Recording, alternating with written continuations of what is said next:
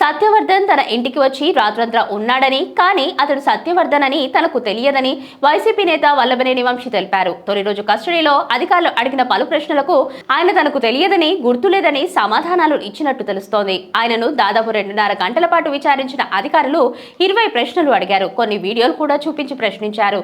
3 రోజుల కస్టడీలో భాగంగా నిన్న ఉదయం 11 గంటలకు జైలు నుంచి వంశీ, శివరామకృష్ణ ప్రసాద్, లక్ష్మీపతిని పోలీసులు తమ కస్టడీలోకి తీసుకున్నారు. వైద్య పరీక్షల అనంతరం 12:45 కృష్ణలంక పోలీస్ స్టేషన్ కు తీసుకెళ్లి విచారణ ప్రారంభించారు. ఈ సందర్భంగా పోలీసులు అడిగిన ప్రశ్నలకు వంశీ దాటవేత ధోరణి ప్రదర్శించినట్లు సమాచారం.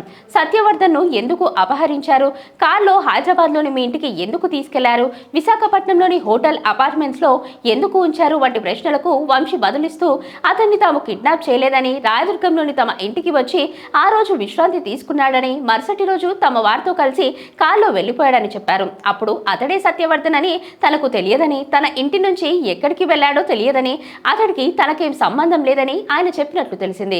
కేసును ఉపసంహరించుకునేలా సత్యవర్ధన్ పై ఎందుకు ఒత్తిడి తెచ్చారన్న మరో ప్రశ్నకు సమాధానమిస్తూ అందులో తన ప్రమేయం ఏమీ లేదని, తానే కోర్టుకు హాజరై వాంగ్మూలం ఇచ్చారని పేర్కొన్నారు.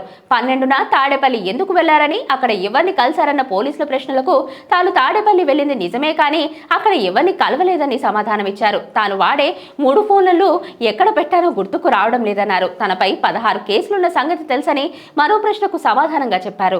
గన్నవరం టీడీపీ కార్యాలయంపై దాడిలో తన ప్రమేయం ఏమీ లేదని చెప్పారు.